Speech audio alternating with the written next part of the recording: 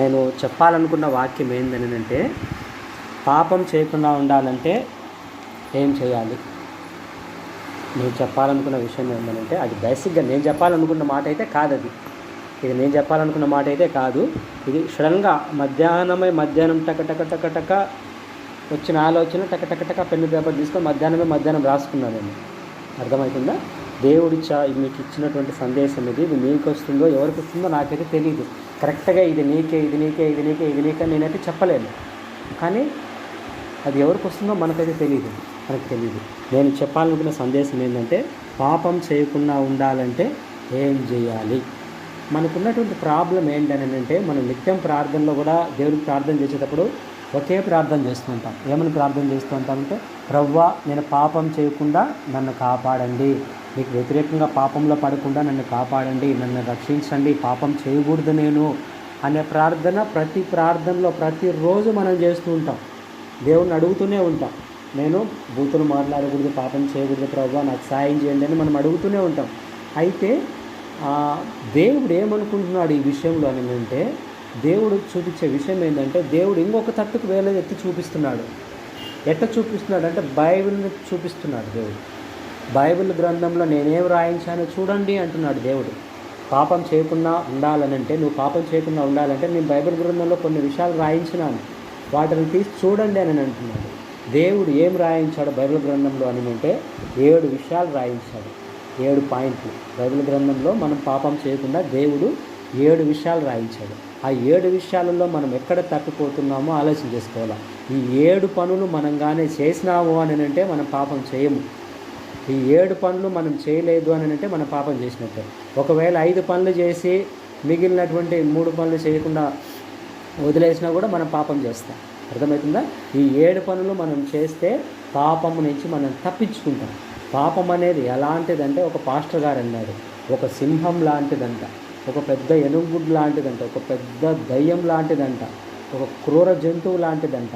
అది మనుషులు అడవిలో తిరిగే లాంటిదంట. అది మనుషుల మధ్యలోకి వచ్చి మనుషులను పట్టుకొని లాక్కుపోయి చంపి చీల్చి తినేస్తుందంట మనుషుల్ని. అర్థమవుతుందా? నీ పాపము నిన్ను పట్టుకొనును అనింది. అది పట్టుకుంటే ఏం చేస్తుంది? పాపం వలన వచ్చి జీతము మరణము, చంపేస్తుంది, పట్టు చీల్చేస్తుంది. కాబట్టి అంతటి ప్రమాదకరమైన క్రూరమైన జంతువు పాపం. కాబట్టి దాని నుంచి మనం తప్పించుకోవాలంటే, పాపం మనం చేయకుండా ఉండాలి, ఆ క్రూర జంతువు నుంచి మనం తప్పించుకోవాలి అంటే ఏం చేయాలని వాక్యం చెప్తుందని అంటే, 7 వాక్యాలు దేవుడు చెప్తున్నాడు, 7 సందేశాలు. దాంట్లో మొట్టమొదటి మాట ఏంటంటే, మొట్టమొదటి పాయింట్ ఏంటంటే, ఆజ్ఞలను పాటించాలి. అర్థమవుతుందా? మనము పాపము చేయకుండా ఉండాలి అని అంటే ఏం చేయాలని అంటే, ఆజ్ఞలు పాటించినామంటే మన పాపం నుంచి తప్పించుకుంటాం, పాపం చేయం. అర్థమైందా? ఆజ్ఞలు అంటే ఏంటి అని మనం ఒక్కసారి ఆలోచన చేసుకుంటే, 1 యోహాను రాసిన పత్రిక 3వ అధ్యాయం 4వ వచనం. 1 యోహాను 3వ అధ్యాయం 4వ వచనం. దాంట్లో ఏముంటుందని అంటే, ఆజ్ఞాతిక్రమమే పాపము అని ఉంటుంది. తీసిన వాళ్ళు చదవండి. పాపం చేయు ప్రతి వాడును ఆజ్ఞను అతిక్రమించును, ఆజ్ఞ అతిక్రమమే పాపము. దేవుడు ఒక మాట చెప్పినాడంటే, ఇది చేయొద్దు అన్నాడంటే, మనం ఆ పని చేసినాము అని అంటే ఆజ్ఞను అతిక్రమిస్తాం. ఆజ్ఞను అతిక్రమించినప్పుడు పాపం అయిపోతుంది.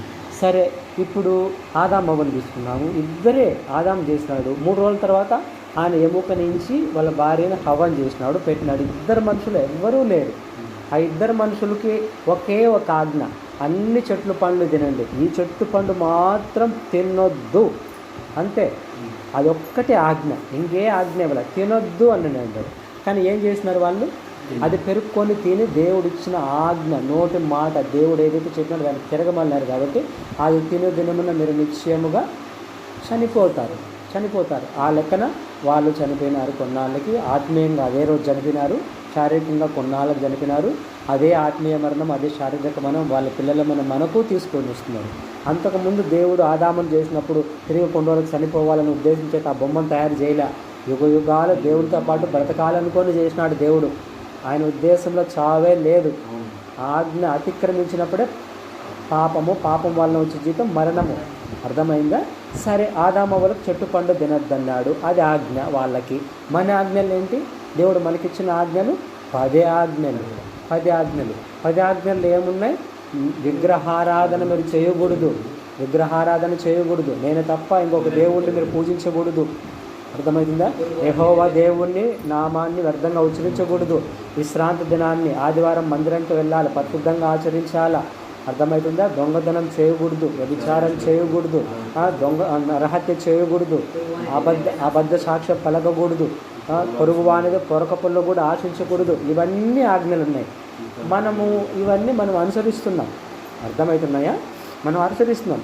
కానీ ఒక్కరోంత లోపలికి వెళ్తే, ఇంటి లోపలికి వచ్చినాం, కానీ ఈ రూమ్ లోపలికి వెళ్ళి తొంగి చూస్తే ఆ డోర్ కూడా, ఆ కటన్ కూడా తీసుకొని అట్టపోయి తొంగి చూస్తే ఆ లోపల ఏముందో కనపడుతుంది.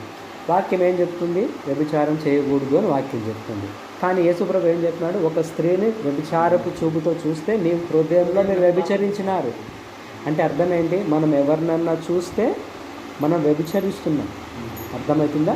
అందరూ నన్నే బాగా చూడాలని మనం బాగా మేకప్ వేసుకొని మనం బాగా రెడీ అయ్యి అందరు నన్ను చూడాలనుకొని మనం తిరిగినామనంటే అనేకులను మనం వ్యభిచారణ చేస్తున్నాం. అర్థమవుతుందా? అనేకుల కళ్ళు మన మీద పడేటట్లుగా మనం ఎక్కువ రెడీ కాకూడదు. మగవాళ్ళైనా ఆడవాళ్ళైనా ఎక్కువ రెడీ కాకూడదు. ఎందుకంటే అందరి కళ్ళు మన మీద పడకూడదు. అర్థమవుతుందా? దేవుడు ఒప్పుకోడు. మనం మామూలుగా సింపుల్గా ఉండాలి. అర్థమైంది? అందరి కళ్ళు మన మీద పడేటట్లుగా మనం ఓవర్గా రెడీ అయితే ఏమవుతుందంటే వాళ్ళు మనల్ని చూసినప్పుడు వాళ్ళు వ్యభిచారులు అయిపోతారు.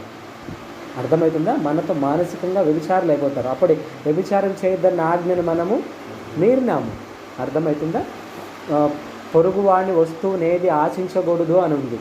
కానీ ఫలానా ఒకడు బైక్ తీసుకొని ఉంటాడు, మంచి బైక్. ఆ బైక్ చూసి అరే నాకు అది కావాలని ఆశ పెట్టుకుంటే పాపం అది. అర్థమవుతుందా? నేను చెప్పింది అర్థమవుతుందా?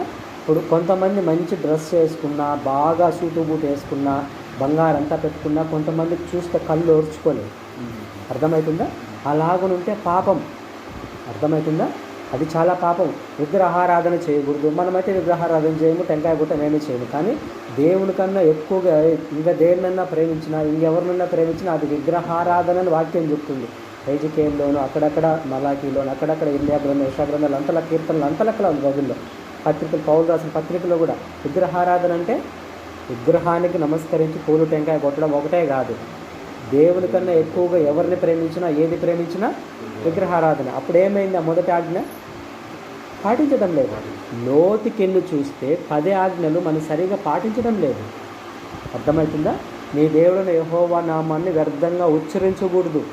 చాలామంది నేను క్రైస్తవులు నేను చూసింది ఏంటంటే, చాలా దగ్గరలో నేను చూసింది ఏంటంటే, ఒక దగ్గర ఒక సిటీలలో నేను బాగా గమనించింది ఏంటంటే, మూవీ ఇండస్ట్రీస్లో కూడా, సినిమా ఇండస్ట్రీలో కూడా నేను గమనించింది ఏంటంటే ఎక్కువ జోకులు వేస్తారు. మనం గ్యాదర్ అయినాం కదా, గ్రూప్గా గ్యాదర్ అయినాం కదా, అట్లా గుంపుగా గ్యాదర్ అయినప్పుడు నేను ఒక జోకులు వేసి నిన్ను నవ్విస్తా, నువ్వు జోకులు వేసి నవ్విస్తా, మామూలుగా మాట్లాడుతా నాకన్నా ఈయన ఎక్కువ జోకులు వేసి మిమ్మల్ని నవ్వించినాడంటే అందరూ ఆయన చుట్టూ ఉంటారు. ఈయనకన్నా ఈయన ఎక్కువ జోక్. అదొక ట్రెండ్ నడుస్తుంది ఇప్పుడు. చెన్నైలో కానీ, బెంగళూరులో కానీ, ఢిల్లీలో కానీ, హైదరాబాద్లో కానీ, ఓవరాల్గా ప్రపంచమంతా అన్ని దేశాలలో ఇదొక ట్రెండ్ నడుస్తుంది. బాధాకరమైన విషయం ఏంటంటే, పెద్ద కొన్ని మినిస్ట్రీలలోకి నేను వెళ్ళి చూసినప్పుడు, పెద్ద సిటీలలోకి వెళ్ళి నేను వెళ్ళి, పెద్ద సంఘాలలోకి వెళ్ళి, మినిస్ట్రీలోకి వెళ్ళి నేను చూసినప్పుడు, ఆ మినిస్ట్రీలో ఉండే యూత్ పిల్లలు, కొంతమంది సేవకులు కూడా, తెలియని సేవకులు, పాస్టర్లు కూడా జోకులు వేసుకుంటున్నారు. ఎలా జోకులు వేసుకుంటున్నాడంటే వాక్యం ఎత్తి వాక్యం జోకులు వేసుకుంటున్నారు. అర్థమవుతుందా? వాక్యం ఎత్తి వాక్యంతో జోకులు వేసుకుంటున్నారు ఒకరికొకరు. అది కామన్ అయిపోతుంది వాళ్ళకి. కానీ అది నేను విన్నప్పుడు నాకు చాలా బాధ వేస్తుంది. ఎందుకు బాధ వేస్తుంది అంటే, మీకు నవ్వాలనుకుంటే నవ్వండి, మధ్యలో దేవుని వాక్యాన్ని వాడుకొని ఎందుకు నవ్వుతారు? జోక్ వేయడానికి ఎందుకు దేవుని వాక్యాన్ని యూజ్ చేసుకుంటారు? అదొక ట్రెండ్ నడుస్తుంది క్రిస్టియన్ కల్చర్లో. ఈ ట్రెండ్ సినిమా మూవీలో నడుస్తుంది. అర్థమవుతుందా? బయట వేరే వాటిలలో నడుస్తుంది, కొన్ని సాఫ్ట్వేర్ కంపెనీలలో నడుస్తుంది, డిఫరెంట్ సంస్థలలో నడుస్తుంది. అర్థమవుతుందా? కానీ అదే ట్రెండ్ తీసుకొని వచ్చి బయట ఉన్న ట్రెండ్ని క్రిస్టియానిటీలోకి దింపుతున్నారు. యెహోవా దేవుని నామాన్ని వ్యర్థంగా ఉచ్చరిస్తున్నారు. వాళ్ళకి అర్థం కావడం లేదు వాళ్ళు చేస్తున్న పొరపాటు ఏమైంది. ఎవరు సరిగా ఆజ్ఞల్ని పాటించడం లేదు. పాటిస్తున్నామని అనుకుంటున్నారు, వాళ్ళు పాటించడం లేదు. మీకు అర్థమవుతుందా? పాటించడం లేదు. ఇప్పుడు మీరు ఒకటి తీయండి, మత్తయి సువార్త 19వ అధ్యాయము 20వ అధ్యాయము 19వ అధ్యాయము 20వ వచనము 20, 21, 22, 23. దాంట్లో ఏముంటుందని అంటే యేసు ప్రభు దగ్గరికి ఒక యవ్వనస్తుడు వస్తాడు. ఆ యవ్వనస్తుడు వచ్చి ప్రభువా నిత్య జీవానికి వారసులు కావాలంటే నేను ఏం చేయాలా అని అడుగుతాడు. జాగ్రత్తగా వినండి. అంటే ఆజ్ఞలు పాటించు అంటాడు. నేను చిన్నప్పటి నుంచి పాటిస్తున్నాను అని అంటాడు. నాకు ఏం కొద్దుగా ఉంది చెప్పు అని అంటాడు. బాగా వాడిని ఏగాదిగా చూసి నీకు కలిగిందాన్ని పేదలకిచ్చి నువ్వు నన్ను వెంబడించు అని అంటాడు. నువ్వు పరిపూర్ణుడు కావాలనుకుంటే నన్ను వెంబడించు అని అంటాడు. అర్థమవుతుందా? 20వ వచనం చదువు. అందుకు ఆ యవనుడు ఇవన్నీ అనుసరించుచునే విన్నాను, ఇకను నాకు పదవ ఏమని ఆయన అడిగాను. అందుకు యేసు నీవు పరిపూర్ణుడవగుటకు కోరిన ఎడల పోయి నీ ఆస్తిని అమ్మి పరిపూర్ణుడవగుటకు కోరిన ఎడల అంటే అర్థమవుతుందా? ఆజ్ఞలను మనం పాటిస్తే సరిపోదు. మనం ఏమవ్వాలా? పరిపూర్ణులం అవ్వాలా. ఆ ఆజ్ఞలను 100% పూర్తిగా మనం నెరవేర్చాలి. అర్థమవుతుందా? ఆజ్ఞలను 100% పరిపూర్ణంగా మనం అనుసరించాలి. దానికి ఇంకొక వాక్యం ఏం చెప్తుందంటే నీ పూర్ణ హృదయంతో యెహోవాను ప్రేమించాలా, పూర్ణ మనసుతో ప్రేమించాలా, పూర్ణ బలముతో ప్రేమించాలని వాక్యాలు చెప్తున్నాయి. అంటే అర్థం ఏంటంటే ఇంట్లోకి వస్తే సరిపోదు, లోపలికి రూమ్ వచ్చి ఆ కటన్ తీసి లోపల రూమ్ చూసినా కూడా కరెక్ట్గా బాగుండాలి. అర్థమవుతుందా? పై ఆజ్ఞలు కాదు, లోపల ఆజ్ఞలు కూడా మనం పాటించాలి. లోతుకి వెళ్ళాలి. ఆజ్ఞలు లోతులకి వెళ్ళి 100% ఆజ్ఞను మనం పాటించి మనం పరిపూర్ణం అవ్వాలని దేవుని కోరిక ఉంటుంది. అంటే మనం పాపం చేయకుండా ఉండాలి అని అంటే మనం ఏం చేయాలి? ఆజ్ఞలు పాటించాలి. ఎప్పుడైతే పరిపూర్ణంగా మనం ఆజ్ఞలను పాటిస్తామో పాపం అనే మృగము మనల్ని పట్టదు, పాపము మనము చెయ్యము. అర్థమవుతుందా? లోతుకెళ్ళి ఆజ్ఞలు పాటిస్తే పాపము మనము చెయ్యము. ఇది ఒక పాయింట్. అర్థమవుతుందా? రెండో పాయింట్ ఏంటనంటే మనము మేలు చేయాలి. పాపం చేయకుండా మనం ఉండాలని అంటే పాపం అనే దృష్టం మృగము మనల్ని పట్టకుండా ఉండాలంటే ఏం చేయాలనంటే రెండో పాయింట్ ఏంటంటే మనము మేలు చేయాలి. యాకోబు రాసిన పత్రిక 4వ అధ్యాయం 17వ వచనం. అందులో ఏముంటుందనంటే మేలు చేయ నెరిగియుండి అలాగ చేయని వానికి పాపము కలుగును అని ఉంటుంది. మేలు చేయ నెరిగియుండి అలాగూ చేయని వానికి పాపము కలుగును. మళ్ళా చదువు. కాబట్టి మేలైనది చేయ నెరిగియు అలాగూ చేయని వానికి పాపము కలుగును. అంటే ఒక పని మేలని తెలుసు నీకు, కానీ అది చేయకుండా నువ్వు ఉన్నావంటే పాపం అయిపోతుంది. అర్థమవుతుందా? నువ్వు తాగాల్సిన అవసరం లేదు, దొంగతనం చేయాల్సిన అవసరం లేదు, వ్యభిచారం చేయాల్సిన అవసరం లేదు, ఒకరిని చంపాల్సిన అవసరం లేదు, ఏమిలే. కానీ ఒక మేలు నువ్వు చేయకుండా నీ కంట్లో పడి అది చేయకుండా నువ్వు పక్కకు వచ్చినావు అని అంటే అది పాపం అవుతుంది. దానికి ఉదాహరణ ఏంటంటే ద్వితీయోపదేశకాండలో మనకుంది. ఏముందనంటే నీ పొరుగువాని ఒక ఎద్దు ఒక గుంతలో పడి ఉంటుంది. నీకు గొర్రెపిల్లలు ఉన్నాయి కదా, పక్కన వాళ్ళు ఎవరిదైనా ఒక గొర్రెపిల్ల ఏదైనా గుంతలో పడి ఉంటుంది. నీ శత్రువులు గొర్రెపిల్ల గుంతలో పడి ఉంటుంది, బావిలో ఏదైనా పడి ఉంటుంది, చూసింటావు. చూసి నేరుగా నాకెందుకు లేని పక్కకు రాకూడదు, తాడేసి దాన్ని ఎట్టొకట పైకి వేయాలి. ఒకవేళ నువ్వు తీయలేకపోయినా కూడా ఏం చేయాలంటే మనుషులకు పలానా వాళ్ళ గుంతలో పడిందని చెప్పాలా. అర్థమవుతుందా? ఆ ఎద్దును గుంతలో నుంచి మనం ముందు పైకి తీయాలంట. ద్వితీయోపదేశకాండంలో ఉంది. అది మేలు. అర్థమవుతుందా? యేసుప్రభు సమాజ మందిరంలోకి వెళ్ళినప్పుడు కూడా ఒక మాట అంటాడు. ఏమంటాడనంటే విశ్రాంతి దినాన్న ఊచ చేయగలిగిన వాడిని యేసుప్రభు బాగు చేస్తాడా, బాగు చేయడాన్ని శాస్త్రులు పరిచయులు అలాగే గుడ్లప్పగించి చూస్తూ ఉంటారు ప్రభువుని. అప్పుడు ఏమంటాడంటే ప్రభు ఒకే ఒక మాట అంటాడు, విశ్రాంతి దినమున మీ ఎద్దు ఏదన్నా గొంతులో పడితే దాన్ని తీరా బయటికి, విశ్రాంతి దినమున మేలు చేయట ధర్మమా, కీడు చేయట ధర్మమా, ప్రాణహాని ధర్మమా, ప్రాణరక్ష ధర్మమా అని అడుగుతాడు. అని చెప్పి ఆ చేయగలిగిన వాడిని నీ చేయి చాపు అని చెప్పి బాగా చేస్తాడు. అంటే గొంతులో పడిన ఎద్దును పైకి తీయడము మేలు. ఇప్పుడు నీ శత్రువులు ఉంటారు, వాళ్ళ వస్తువులు ఏడన్నా పడిపోయి ఉంటాయి, అవి మీకు దొరుకుతాయి, నాకెందుకు లేని పక్కకు పోకూడదు, అది ఎత్తి దాచిపెట్టి మీ శత్రువులకి ఇవ్వాలా. నువ్వు చూసి పక్కకు పోయినావంటే అది నీకు పాపం అవుతుంది. అర్థమవుతుందమ్మా? ఇవ్వాల. అది ఒకవేళ చేయకుండా పోయినావని అంటే మేలు చేయ నెరిగి ఉండి అలాగే చేయని వానికి పాపము కలుగును. ఎందుకు వాక్యంలో రాయబడింది, మనకు తెలియదు. నేను చెప్పింది అర్థమవుతుందా? పాపాలంటే పెద్ద పెద్దటి అనుకుంటాము, నరహత్య అనుకుంటాం, ఇది కూడా పాపమే. అర్థమైందా? అందుకే వాక్యం ఏం చెప్తుందంటే మనం పాపముల చేతను అపరాధముల చేతను చచ్చిన వారమై ఉండగా, అపరాధాలు అంటే ఏంటి, పాపాలు అంటే ఏంటి, అతిక్రమాలు అంటే ఏంటి, డిఫరెంట్ కేటగిరీస్ ఉన్నాయి. అర్థమవుతుందా నేను చెప్పేది? ఇది అటువంటి వాటి కిందకు వస్తుంది. మనకు తెలియదు, మన నిత్య జీవితంలో మనం ఎన్ని పొరపాట్లు చేస్తున్నాం మనకు తెలియదు. కాబట్టి మనము మేలు చేయాలని వాక్యం చెప్తుంది. అర్థమవుతుందా? మనము మేలు చేయాలనేటువంటిది వాక్యం చెప్తుంది. దీనికి సంబంధించి ఇంకొక రెఫరెన్స్ కూడా తీయండి.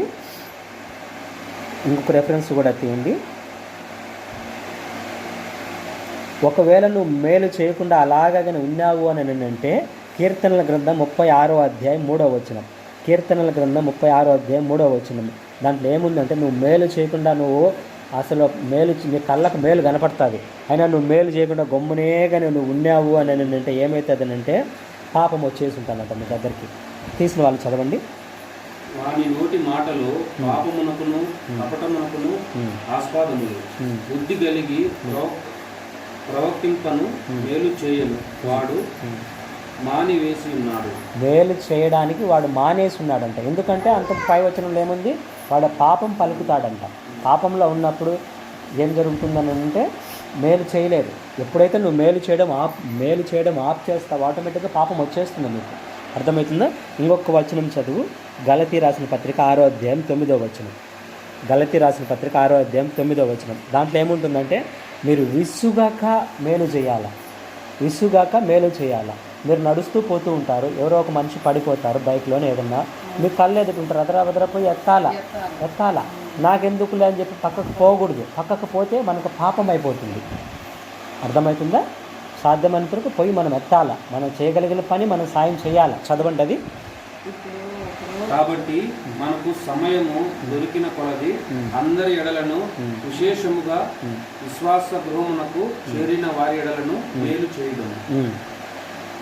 గలతీ 6:9. మనము మేలు చేయుట యందు విసుగుకోకూడదు. అర్థమవుతుందా కిరణ్? మనము ప్రజలకు మనం పాపం చేయకుండా ఉండాలనంటే ఆజ్ఞలు పాటించాలా. మనం పాపం చేయకుండా ఉండాలనంటే మేలు చేయాలి. మనం మేలు చేస్తూ ఉన్నప్పుడు ఏమవుతుందంటే పాపం మన దగ్గర నుంచి, ఆ పాపం అనే దుష్టమృగం మన దగ్గర నుంచి తొలగిపోతుంది. అర్థమవుతుందా? సరే, 3వ పాయింట్ ఏంటంటే, మనము పాపం చేయకుండా ఉండాలి, పాపం అనే దుష్టమృగం మన దగ్గర నుంచి పక్కకు తొలగిపోవాలంటే మనం ఏం చేయాలనంటే సత్క్రియ చేయాలి. అర్థమైందా? సత్క్రియ అంటే అర్థమైందంటే మంచి పని అంటే ఇక్కడ 2 ఉన్నాయి. ఒకటి మంచి పని ఏంటంటే ప్రార్థన, ఉపవాసము, దేవునితో సహవాసము, దేవునితో ఫెలోషిప్ చేయడము, అది సత్క్రియ. మార్తా నువ్వు విస్తారమైన పని పెట్టుకొని ఉన్నావు, నువ్వు మరీ ఉత్తమమైన దానిని ఎన్నుకునింది. ఏమెన్నుకునింది? ప్రభు పాదాల దగ్గర కూర్చొని ఉంది ఆమె. అర్థమవుతుందా? ఆమె సత్క్రియను ఎన్నుకునింది. కానీ మార్త ఏం చేసింది? సత్క్రియ కాదు. ఆమె ఎన్నుకున్న పని ఏంది? వంట చేసే పని, క్రియ. సత్క్రియ కాదు ఆమె చేసింది. ఏమేమో పాదాల దగ్గర కూర్చునింది. దేవుని ఆత్మతో, యేసు ప్రభుతో గంటలు మనం ప్రార్థన చేయడం సత్క్రియ. అర్థమైందా? ప్రార్థన చేయడము, దేవుని ఆత్మతో ఎక్కువ గడపడం సత్క్రియ. దీని గురించి బైబిల్ గ్రంథం ఏం చెప్తుందంటే, ఆదికాండం 4వ అధ్యాయము 6వ వచనం 7వ వచనం. ఆదికాండం 4వ అధ్యాయము 6వ వచనం 7వ వచనం. అందులో ఏముంటుందనంటే, సత్క్రియ చేయని ఎడల వాకిట పాపము పొంచి ఉంటుంది, దాని ఎడల నీకు వాంఛ కలుగును, అది నిన్ను ఏలును అని ఉంటుంది. చదవండి.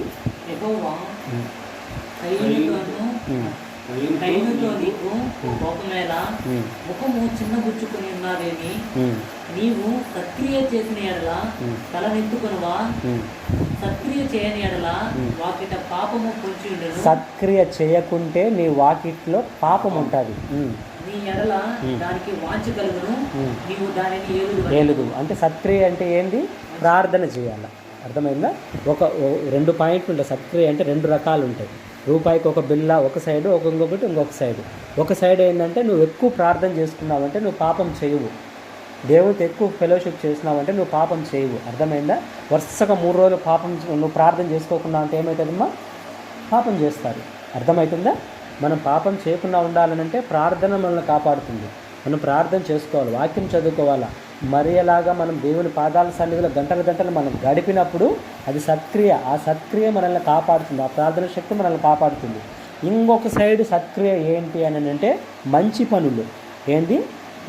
మంచి పనులు. ఇప్పుడు ఎఫ్ఎస్సి 2:10, ఎఫ్ఎస్సి 2:10 దాంట్లో ఏముందనంటే యేసు ప్రభు అంట మనల్ని ఎందుకు పుట్టించుకున్నాడు, ఎందుకు తిరిగి రెండోసారి మనల్ని తిరిగి జన్మింపజేశాడు క్రీస్తులో అని అంటే మనం సత్క్రియలు చేయడానికి ఆయన మనం రెండోసారి తిరిగి జన్మింపజేశాడంట. చదువు. మరియు వాటి యందు మనము నడుచుకొనవలెనని దేవుడు ముందుగా సిద్ధపరిచిన సత్క్రియలు చేయుటకై మనం క్రీస్తు యేసునందు సృష్టింపబడిన వారమై. క్రీస్తు యేసునందు మనం ఎందుకు మళ్ళా పుట్టినాము? ఎందుకు సృష్టించబడినా అంటే పుట్టినాము అని. ఎందుకు పుట్టినాము ఈ లోకంలో? మనము ముందుగా దేవుడు నిర్ణయించాడంట కొన్ని పనులు చేయాలని. ఏం పనులు అయ్యి? సత్క్రియలు. అర్థమవుతుందా? సత్క్రియలు మనం చేయడానికి దేవుడు మనల్ని పుట్టించుకున్నాడు. అర్థమైందా? సత్క్రియలు మనం చేసినప్పుడు మనము పాపము చేయము. సత్క్రియ అంటే ప్రార్థనే సత్క్రియ. అర్థమైందా? ఇంకొక సత్క్రియ ఏంటి అని అంటే ఇతరులకు మంచి చేయడం. ఇతరులకు ఇప్పుడు మేలు చేయడం అని అంటే ఎద్దు గుంతలో పడితే తీయడం మేలు. ఎవడన్నా యాక్సిడెంట్ అయి పడిపోతుంటే వాది మేలు. వాళ్ళు కీడులో ఉన్నప్పుడు మనం వెళ్ళి సాయం చేస్తే మేలు. కానీ సత్క్రియ ఏంటంటే వాళ్ళు కీడులు ఏముండరు కానీ మనం వెళ్ళి వాళ్ళకు బాగానే ఉంటారు వాళ్ళు, కానీ మనం వెళ్ళి మళ్ళీ వాళ్ళకు బాగుండే వాళ్ళకు మనం సాయం చేయొచ్చు. అర్థమైందా? వాళ్ళని పైకి లేపచ్చు, చదువులో కానీ ఆర్థికంగా కానీ రకరకాల ప్రార్థన కానీ రకరకాలుగా లేపచ్చు. అది సత్క్రియ. అర్థమవుతుందా? ఇప్పుడు నేను మీకు వాక్య ఉపదేశం చేస్తున్నాను, ప్రార్థన చేస్తున్నాను, అదంతా ఏందనుకున్నారు? సత్క్రియ. అర్థమవుతుందా? నేను మిమ్మల్ని దేవుళ్ళలో పైకి లేపాలని నేను తాపత్రయపడుతున్నాను. మీరు ప్రార్థనలో పెరగాలని, మీరు అభిషేకం చేత నింపబడాలని, మీరు భాషలు మాట్లాడాలని, మీరు అనేకులకు ప్రార్థన చేయాలని, రాబోయే రోజుల్లో మీరు సేవకులు అవ్వాలని ఇది నా కోరిక, దేవుని కోరిక, దేవుని ప్రణాళిక, నా కోరిక కూడా. అర్థమవుతుందా? ఇది సత్క్రియ. అర్థమవుతుందా? రకరకాల సత్క్రియలు ఉంటాయి. ఈ కార్యాలు మనం చేయడానికి దేవుడు మీరు పుట్టకముందే నిర్ణయించుకున్నాడు మనల్ని. అర్థమైందా? అసలు మనల్ని ఎందుకు పుట్టించినాడంటే సత్క్రియలు చేయడానికే. అర్థమవుతుందా? ప్రజలకు మనం సత్క్రియ చేయాలి, వాక్యం చెప్పాలి. అర్థమవుతుందా? నువ్వు ప్రజలకు వాక్యం చెప్పాలంటే ముందు నువ్వు గంటలు ప్రార్థనలో ఉండి నువ్వు సిద్ధపడి నువ్వు బాగా రెడీ స్టాండప్ అయి ఉండాలి. అర్థమైందా? అది పాపం చేయకుండా ఉండాలంటే మొదటి ఆజ్ఞలను మనం పాటించాలా, రెండోది మేలు చేయాలా, మూడో పాయింట్ ఏంటంటే సత్క్రియలు మనం చేయాలి. సత్క్రియలో ఒక సత్క్రియ ప్రార్థన అనే దేవునితో మనకున్న సహవాసం, ఇంకొకటి ప్రజలకు సత్క్రియలు చేయాలి. అది ఇంకొకటి చూద్దాం. నాలుగో పాయింట్ ఏంటంటే మనము పాపం చేయకుండా ఉండాలనంటే పరిశుద్ధాత్మ చేత మనం నింపబడాలి. రోమీలకు రాసిన పత్రిక 8వ అధ్యాయం 2వ వచనం. దాంట్లో ఏముంటుందనంటే అపోస్తుడైన పౌలు చెప్తాడు. ఏం చెప్తాడనంటే పాప నియమం అనేది ఒకటి ఉంటుందంట. ఏముంటుందంటే పాప నియమము ఒకటి ఉంటుందంట. పాప నియమం అంటే అర్థం ఏంటంటే ఇప్పుడు ఇది ఉంది బుక్ నా చేతిలో, ఇలా చూడండి 8:2 నేను చెప్పినప్పుడు చదవండి. ఇలా చూడండి, ఇలా ఉంది బుక్. నేను ఇలా దీన్ని వదిలేస్తా, ఇది కింద పడిపోతుంది. ఎందుకు కింద పడిపోవాలి? పైకి ఎందుకు పోకూడదు? నాకు చెప్పండి. ఇది భూమి ఆకర్షణ శక్తి భూమికి ఉంది, దానిని న్యూటన్ కనుక్కున్నాడు. ఇది పైకి ఎందుకు పోకూడదని వచ్చిన ఆయన వేసుకొని దాన్ని కొనుక్కున్నాడు. ఒక నియమం పనిచేస్తుంది. ఒక వస్తువును వదిలితే అది కింద పడిపోతుంది, ఎందుకంటే భూమికి ఆకర్షణ శక్తి ఉంది, అది నియమం అంతే. అలాగే పాప నియమం అని ఒకటి ఉంది. ఇప్పుడు చదువు. క్రీస్తు యేసునందు జీవమునిచ్చు ఆత్మ యొక్క నియమము పాప మరణముల నియమము. చాలు, పాప మరణ నియమము. అర్థమైందా? పాపం అనే నియమం ఒకటి ఉంది. అంటే అర్థమైందంటే పుట్టిన ప్రతి మనిషి పాపం చేస్తాడు, పాపంలోనే బతుకుతానే ఉంటాడు, పాపంలోనే పోవాలా. పాస్టర్లు అయితే ఎప్పుడు ప్రార్థనలో ఉంటారు, వాళ్ళు ఒక్కరే పరిశుద్ధంగా ఉంటారు. విశ్వాసులు మాత్రము పడుతూ లేస్తూ పాపంలో కొన్ని రోజులు, దేవుళ్ళు కొన్ని రోజులు ఉంటారు. ఇదే క్రైస్తవ జీవితం అనుకుంటారు చాలామంది. తప్పు. విశ్వాసులు కూడా పరిశుద్ధులవుతారు. వస్తువు కింద వదిలేస్తే భూమి ఆకర్షణ శక్తి కింద పడడం ఒక నియమం. మనిషిగా పుట్టినటువంటి మనిషి పాపం చేయడం ఒక నియమం. ఖచ్చితంగా పాపం చేస్తారు, పాస్టర్ అయినా ఎవరైనా కూడా. అయితే ఎప్పటి వరకు పాపం చేస్తారు తెలుసా? ఆత్మ నియమము వచ్చేంతటి వరకు వాళ్ళు పాపం చేస్తారు, పాపంలో ఉంటారు. ఎప్పుడైతే ఆత్మ నియమం నీ లోపల పనిచేస్తాడో, పరిశుద్ధాత్ముడు నీ లోపలికి వస్తాడో, దేవుని ఆత్మ చేత నువ్వు ఎప్పుడైతే నింపబడతావో, దేవుని ఆత్మ నీ హృదయం లోపలికి వచ్చి నీ హృదయానికి సున్నతి ఎప్పుడైతే చేస్తాడో, పాప నియమాన్ని తీసేస్తాడో, ఆత్మ నియమాన్ని నిలబెడతాడు. పరిశుద్ధాత్మ నియమాన్ని నీ లోపల పెట్టినప్పుడు నీలో ఉన్న పాప నియమం పని చేయదు. అప్పుడు బుక్ ఇలా వదిలేస్తే కింద పడదు. నీ చుట్టూ 100 మంది ఆడపిల్లలు ఉన్నా కూడా నువ్వు పాపం చేయవు. అర్థమైందా? ఇంద్రియ నిగ్రహం కలిగిన ఆత్మనే దేవుడు మనకిచ్చాడని రాయబడింది. అర్థమవుతుందా? దేవుడు పరిశుద్ధంగా ఉండగలిగే శక్తిని ఇస్తాడు. అదే ఆత్మ నియమం. ఇప్పుడు మళ్ళా చదువు రోమా 8:2. క్రీస్తు యేసునందు జీవమునిచ్చు ఆత్మ యొక్క నియమము పాప మరణముల నియమము నుండి నన్ను విడిపించింది. పాప నియమం నుండి, పాప మరణాల నియమం నుండి ఏ నియమం విడిపించింది? ఆత్మ నియమం విడిపించింది. పాప నియమం నుండి ఆత్మ నియమం విడిపించింది. ఆత్మ నియమం అంటే పరిశుద్ధాత్మ దేవుడు మనల్ని పాపం నుంచి విడిపిస్తాడు. అర్థమైందా? దాని అర్థం ఏంటంటే పరిశుద్ధాత్మ చేత మనం నింపబడినప్పుడు మనం పరిశుద్ధులం అయిపోతాం. మనం పాపంతో పోరాడాల్సిన అవసరం లేదు. అర్థమైందా? పాపం మనం చేయకుండా ఉండాలని అంటే 4వ పాయింట్ ఏంటి అని అంటే మనం పరిశుద్ధాత్మ చేత నింపబడినప్పుడు మనం పాపం చెయ్యము. చాలామంది ప్రభువా పరిశుద్ధంగా కన్నులు ఇవ్వండి, నాకు కళల్లో నిద్రలో కూడా అపవిత్రమైన కళలు వస్తుండే రాకుండా కాపాడండి, నన్ను రక్షించండి, నేను పరిశుద్ధ జీవితం కోసం పోరాడుతున్నాను ప్రభువా, నాకు ఇవ్వండి ప్రభువా అని అంటారు. సొల్యూషన్ ఏంటంటే దేవుడు వాక్యం చూడు. వాక్యం ఏం చెప్తుంది? నా ఆత్మచేత నింపబడమని రోమీయులకు రాసిన పత్రిక 8:2 రాయబడింది.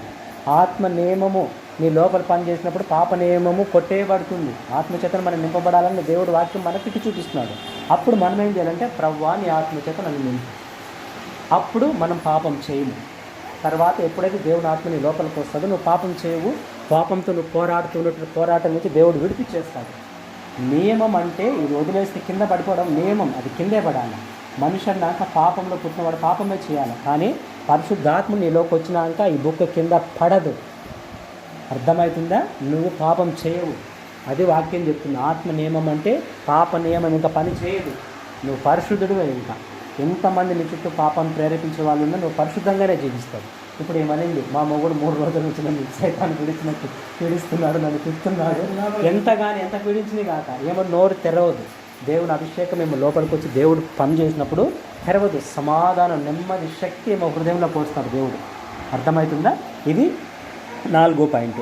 5వ పాయింట్ ఏంటంటే దేవుని యొక్క కృప కోసం మనం ప్రార్థన చేయాలి.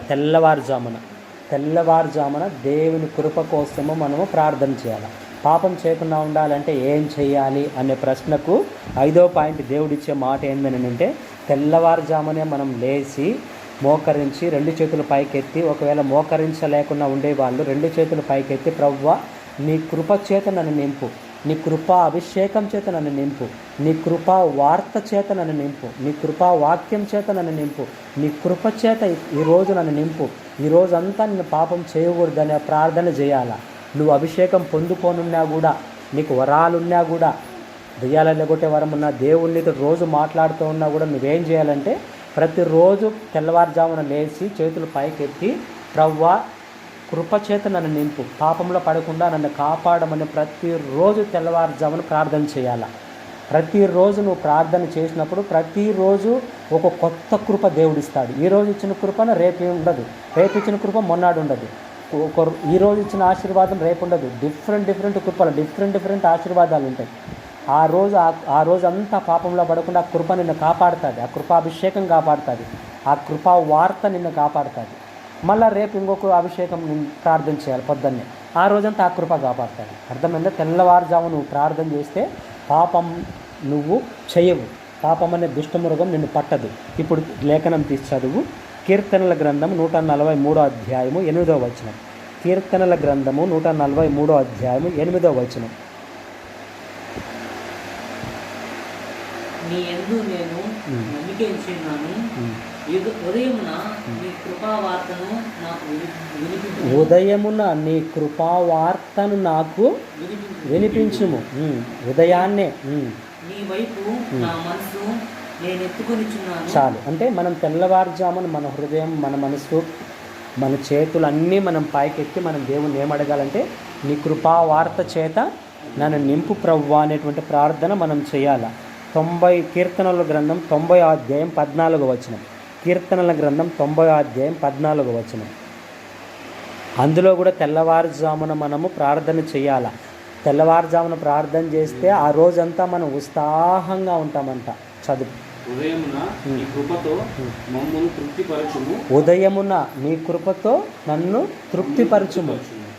అప్పుడు మేము మా దినములన్నీ ఉత్సాహించి సంతోషించాము. అప్పుడు ఆ రోజంతా మనం ఏం చేస్తామంటే ఉత్సాహించి సంతోషిస్తాం. అదే నువ్వు పొద్దున్న ప్రార్థన చేయకుండా అంటే ఆ రోజంతా ఉత్సాహం ఉండదు, ఏడుపు ఉంటుంది. ఆ రోజంతా నువ్వు పాపంలో పడిపోతావు. అర్థమైందా? ఆ రోజంతా నిన్ను కాపాడేది ఏది? నీ పర్సనల్ ప్రార్థన వేరు. నీ పర్సనల్ ప్రార్థనలో నువ్వేం చేయాలంటే పాపం చేయకుండా నన్ను కాపాడు. అర్థమవుతుందా? ఆ అభిషేకం నాకు ఇవ్వు. అభిషేకం ఆ కృప చేత మనం నింపినప్పుడు ఆ రోజంతా మనం ఉత్సాహంగా పరిగెడతాం. కృప లేకపోతే మనం ఉండేదంటే మన కాళ్ళు ఏదో ఒక పాపలు ఇరక్కపోతాయి. ఎవరో ఒకరిని తిడతాము. ఆ రోజంతా మనకు సమాధానం ఉండదు, నెమ్మది ఉండదు, మనకు బాగుండదు. మనకు తెలియదు మనం ఏ పొరపాట్లు చేస్తాం, మనకు తెలియదు. ఏ పొరపాట్లు చేస్తాం మనకు తెలియదు. ఊరికి అటు యూట్యూబ్ చూస్తూ ఉంటాము, ఏదేదో చెత్త సినిమాలు వీడియోలు అన్నీ చూస్తూ ఉంటాం. మనకు తెలియదు. అవన్నీ కీడులు తొలగిపోతాయి. ఎప్పుడు? తెల్లవారుజామున ప్రార్థన మనం చేసినప్పుడు అవన్నీ తొలగిపోతాయి. చాలా రెఫరెన్స్లు అయితే ఉన్నాయి. దీని గురించి లేవీలకు రాసిన పత్రిక 6వ అధ్యాయం 12వ వచనం. లేవీలకు రాసిన పత్రిక 6వ అధ్యాయం 12వ వచనం. అందులో ఏముంటుందంటే యాజకులంట తెల్లవారుజామునేనంట బలిపీఠం మీదట కట్టులు పెట్టి మంట వేయాలంట. కట్టులు పెట్టి దేవుని దహన బలికి తెల్లవారుజామునే లేచి దేవునికి మంట పెట్టాలంట, కట్టులు పెట్టాలంట. చదువు లేవి 6:12. చాలా శక్తి కలిగిన రెఫరెన్స్ అది. బలిపీఠము మీద అగ్ని మండుచున్నవలను అది ఆరిపోకూడదు. ప్రతి ఉదయమున యాజకుడు దాని మీద కట్టెలు వేసి దాని మీద దహన బలి. చాలు. ప్రతి ఉదయమున యాజకుడు దాని మీద కట్టెలు వేయాల. బలిపీఠం మీద ఏం చేయాలా? కట్టెలు వేయాలి. పాత రోజుల్లో దేవునికి బలిపీఠం కట్టి అర్పణలు అర్పించేవాళ్ళు. ఈశ్వర పుట్టక ముందు ఆ రోజుల్లో కట్టెలు ప్రతి ఉదయం పెట్టాలా. అర్థమైందా? ఈ చాలా శక్తి కలిగిన రెఫరెన్స్ ఇది. తెల్లవారుజామున కృప కోసం చేతులెత్తి ప్రార్థించాలనేది శక్తి కలిగింది. ఎవరైతే ఈ ప్రార్థన చేయరో ఆ రోజు ఖచ్చితంగా పాపంలో పడిపోతారు. నేను చెప్పింది అర్థమవుతుందా? తెల్లవారుజామున ఎవరైతే ప్రార్థన చేయరో వాళ్ళు వీజుగా పాపంలో పడిపోతారు. అర్థమైందా? పాపం అంటే పెద్దదేం అవసరం లేదు. మేలు చేయకుండా నువ్వు పక్కకు పోయినా అదేమవుతుంది? నీకు పాపం అయిపోతుంది. మేలు చేయని ఎరిగి ఉండి అలాగే చేయని వానికి పాపం కలుగుతుంది. అర్థమవుతుందా? అందుకు ఎక్కడ ఏం పొరపాటు జరుగుతుందో మనకు తెలియదు. అందుకే యోగు ఏం చేస్తాడు? నా కొడుకులు ఎప్పుడు ఎక్కడ ఏం పొరపాట్లు చేసినారో తెలియక ప్రతిరోజు వాళ్ళ గురించి దహన బలులు అర్పించేవాడు. తెలియదు. పొరపాట్లు మనం ఎప్పుడు చేస్తాం మనకు తెలియదు. పాపం మనల్ని ఎక్కడ పట్టుకుంటుందో మనకు తెలియదు. కాబట్టి నేను చెప్పినటువంటి ఈ 7 పాయింట్లు మీరు మళ్ళా జ్ఞాపకం చేసుకొని మీరు పాపం అనే కాడి కిందకి మీరు రావద్దు. అర్థమైందా? సరే, ఇప్పుడు 6వ పాయింట్ ఏంటంటే పాపం అనే కాడి విరగొట్టబడాలి. మనం పాపం చేయకుండా ఉండాలంటే మనం ఏం చేయాలంటే 6వ పాయింట్ ఏంటంటే ఒక కాడి మన మీద ఉంటుందంట.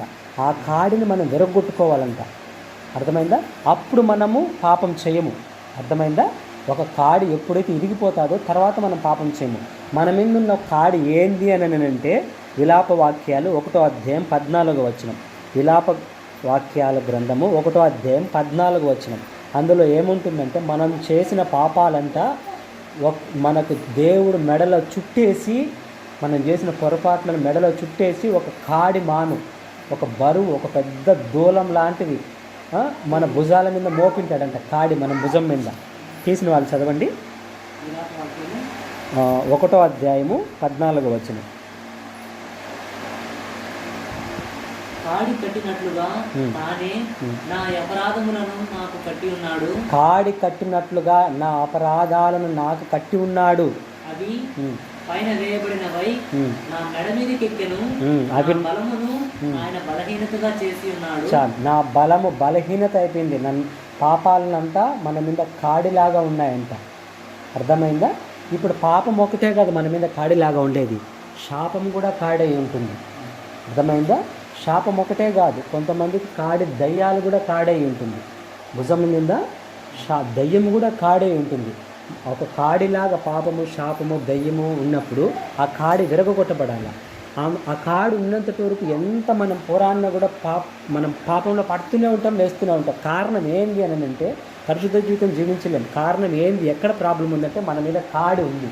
ఆ పాపాన్ని మనల్ని చుట్టుకొని ఉన్నాయి. అర్థమైందా? అది వాక్యం చెప్తుంది.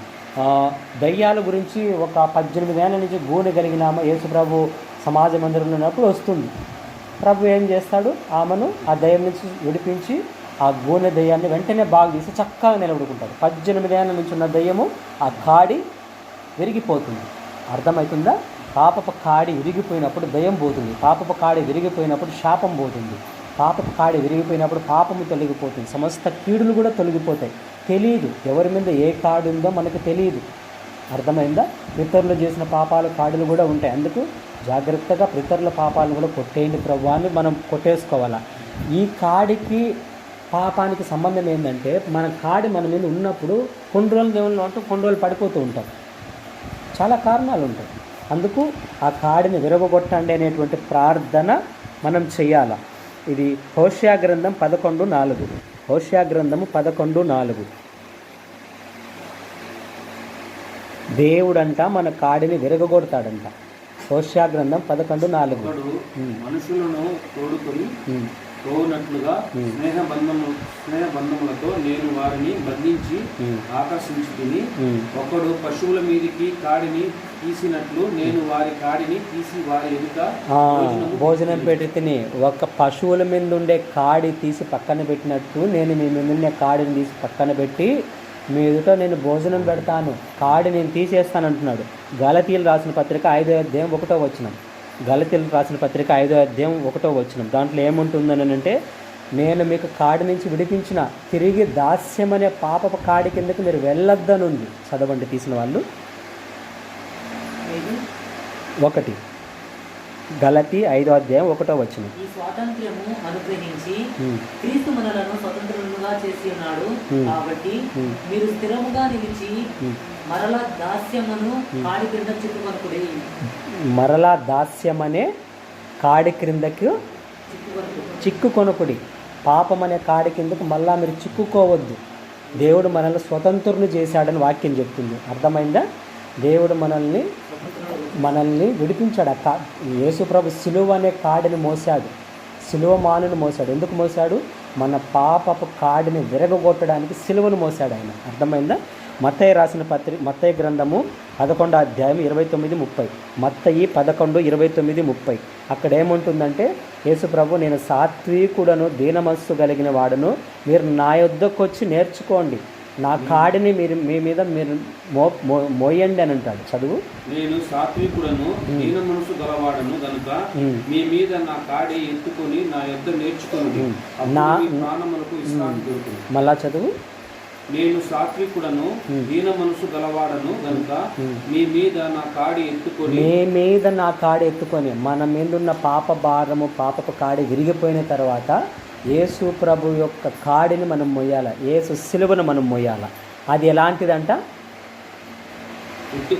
నేర్చుకున్నది అప్పుడు మీ ప్రాణములకు విశ్రాంతి దొరుకుతుంది. అప్పుడు విశ్రాంతి. మనం ఎప్పుడైతే సిలువను మోస్తామో మనకు తేలికగా ఉంటుంది మన శరీరం, ప్రాణం, ఆత్మ. అప్పుడు మనకు నెమ్మది కలుగుతుంది. అర్థమైందా? పాపపు కాడి విరగొట్టబడి సిలువ కాడిని మనం భుజముల మీద మనం మొయ్యాల. అంటే యేసు ప్రభులాగా మనం సేవ చేయాల. అది దేవుని కోరిక అయి ఉంటుంది. అర్థమైందా? కాడి విరగొట్టబడాల. పాపం చేయకుండా ఉండాలనంటే ఎన్ని పాయింట్లు చెప్పినాను ఇప్పటికీ? 6 పాయింట్లు. ఆజ్ఞలను మనం పాటించాలా, మేలు చేయాలా, సత్క్రియ చేయాలా, పరిశుద్ధాత్మను పొందుకోవాలా, కృప కోసము పొద్దున్నే వేడుకోవాలా, తెల్లవారుజామున ప్రార్థన చేసుకోవాలా, కాడి విరగొట్టబడాలా. 6వ పాయింట్. చివరి పాయింట్ చెప్పి ముగిస్తాను. 7వ పాయింట్ ఏంటంటే, నిన్ను నువ్వు సజీవయాగంగా దేవునికి సమర్పణ చేసుకోవాలా.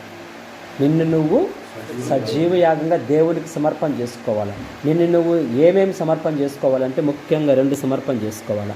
ఏమి సమర్పణ చేసుకోవాలనంటే, నీ దేహాన్ని సమర్పణ చేసుకోవాలి, నీ శరీరాన్ని నువ్వు పరిశుద్ధాత్మ చేత పొందుకొని ఉంటావు.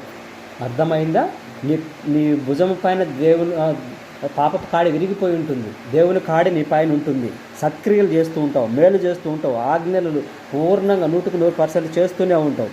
అన్నీ చేసినప్పటికీ కూడా నీ ఒళ్ళును, నీ దేహాన్ని సజీవయంగా దేవునికి సమర్పణ చేసుకోకుండా ఉన్నావనంటే పాపము నిన్ను వెంటాడుతుంది. చాలామంది పాస్టర్లు ఎందుకు మళ్ళా పాపంలో పడతారు? పాస్టర్లు అయినా కూడా వ్యభిచారంలో ఎందుకు చిక్కుకుంటారు అని అంటే, ఒకటి వాళ్ళు అభిషేకం పొందుకుని ఉంటారు, ఆజ్ఞలు పాటిస్తారు, వరాలు ఆపరేట్ అవుతాయి, అన్నీ ఉంటాయి. కానీ ఎప్పటికప్పుడు ఏ రోజుటికి ఆ రోజు ప్రవ్వా నా శరీరం అంతా నీకు సమర్పణ, శరీరము అంతా నీ బలిపీఠం మీద నీకు సమర్పణ.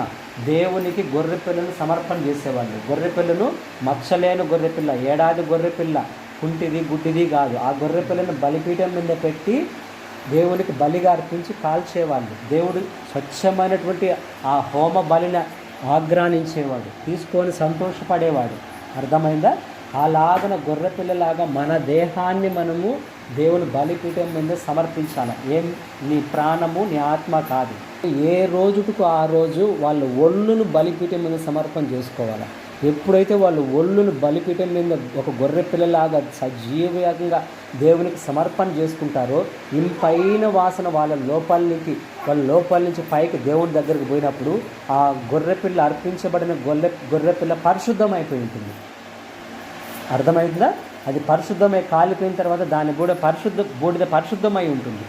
దానిని నీళ్ళలో కలిపి ఇతరుల మీద చల్లినా కూడా వాళ్ళు పరిశుద్ధులవుతారు. అర్థమవుతుందా నేను చెప్పేది? మన ఒళ్ళును సమర్పణ చేసుకోవాలి అంటారు, మర్చిపోతారు వాళ్ళు. కానీ ఏ రోజుకి ఆ రోజు నీ ఒళ్ళును నువ్వు సమర్పణ చేసుకోవాలా. రోమీలకు రాసిన పత్రిక 12వ అధ్యాయం 1వ వచనం. రోమీలకు రాసిన పత్రిక 12వ అధ్యాయం 1వ వచనం. కాబట్టి సహోదరులారా, పరిశుద్ధమును దేవునికి అనుకూలమునైన సజీవ యాగముగా మీ శరీరములను ఆయనకు సమర్పించుకొనుడని. మీ శరీరములను ఆయనకు సజీవ యాగముగా సమర్పించుకోండి. ఒక గొర్రెపిల్ల ఎలాగ అర్పించబడుతుందో అలాగున మన ఒళ్ళును అర్పించుకోవాలని రోమీలకు రాసిన పత్రిక 12:1 చెప్తుంది. కానీ ఇది చేయడం లేదు.